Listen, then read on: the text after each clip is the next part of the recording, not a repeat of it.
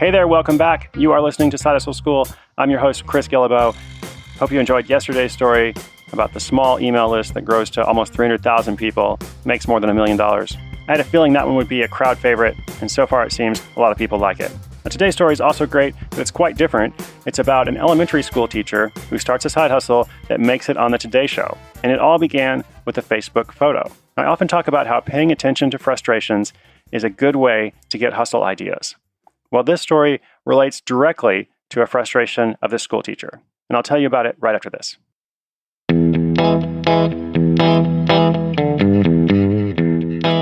Adrienne Osterman started her hustle because she was annoyed. She didn't have an abundance of free time. In fact, she was greatly overworked. She had a full-time job as an elementary school teacher.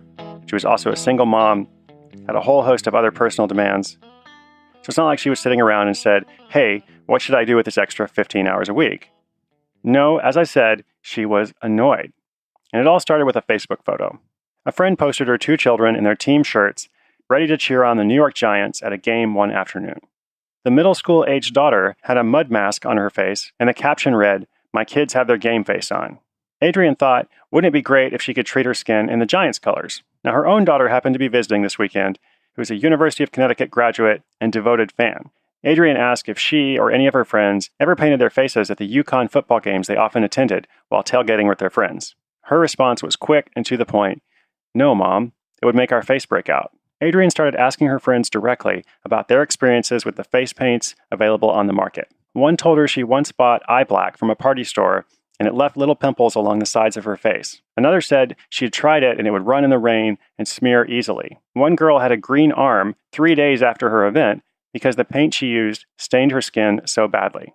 Ultimately, it was not lack of interest or enthusiasm that kept these fans from fully engaging in the sporting experience. They simply didn't have good history with the products that were available to them. So Adrienne started searching the market for a product that would solve this problem, and she couldn't find one.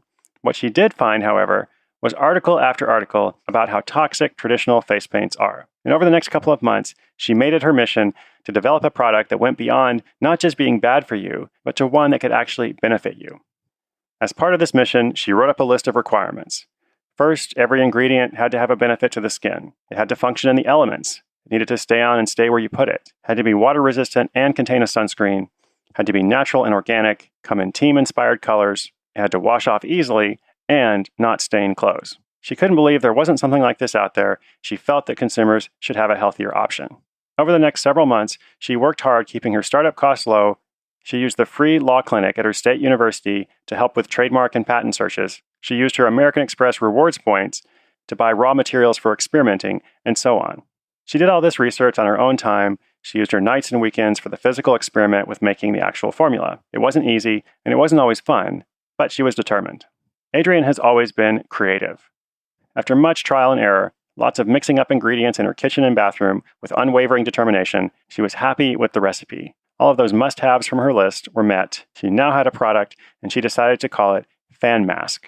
To sell it online, she used Shopify to create a simple yet attractive website. Not being tech-savvy was a big stressor for her, but again, she figured it out, and orders slowly began coming in. She priced Fan Mask at $19.99 with several different color options. Now, she also joined a service called HARO, which stands for Help a Reporter Out. I'll link it up in the show notes.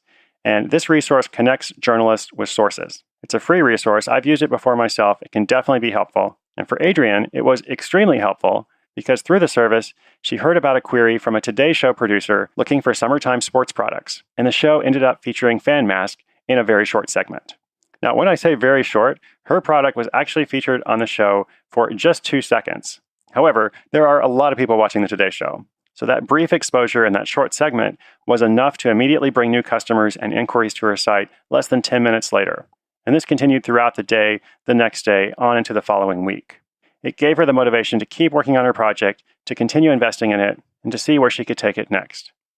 And speaking of next, her future goal is to produce a Kickstarter campaign to raise money for greater exposure, and she would also love to find a strategic partner who has the resources to get Fan Mask out to the world a bit faster.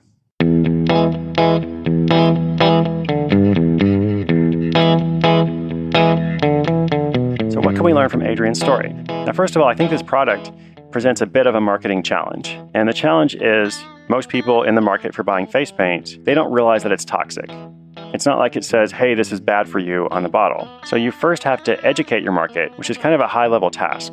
So at first glance, it definitely doesn't sound like the easiest kind of project to start or the most potentially profitable project. But nevertheless, I love the missional element to Fan Mask. And Adrienne has a great origin story. Being able to say she's both a teacher and a mom gives her instant credibility. And so I'm not surprised that outlets like the Today Show find it a natural fit to feature.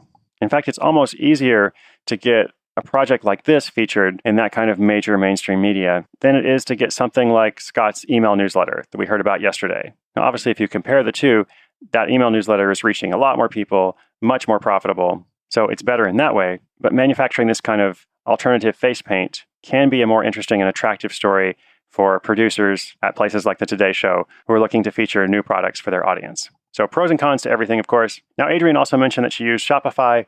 They are a partner of the show. If you go to shopify.com/sidehustle, you can get a 21-day trial and check it out for yourself.